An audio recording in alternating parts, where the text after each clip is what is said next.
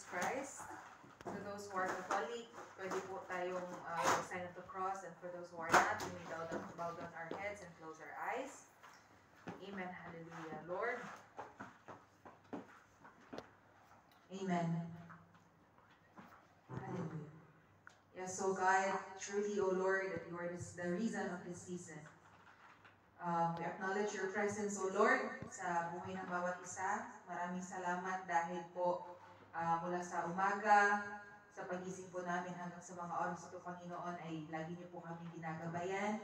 Pinoteksyonan niyo po kami. You guided us. You bless us sa araw na ito. Maraming salamat, O Lord, sa strength na hanggang ngayon ay nadarama po namin. And even, O Lord, maraming salamat dahil lahat po kami ngayon ay nagtipon-tipon muli as a fellowship, O Lord, as we thank you, as a thanksgiving, O Lord, sa araw ng inyong kapanganakan, at sineselebrar po namin, Panginoon, yung faithfulness niyo po sa buhay namin.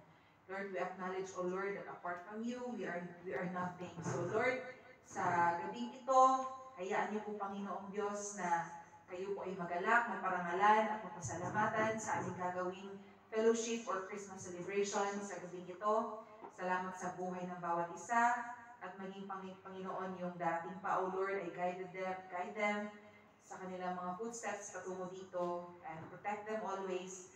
And even, O Lord, sa aming pagkain na sa aming harapan, as we take and partake this one, bless this, ang sanctify this, O Lord, na as we eat this one, ay wala po kami ibang makuha, kundi puro nutrisyon lamang, Panginoon, sa aming katawan, yung mga nawalang kalakasan, yung mga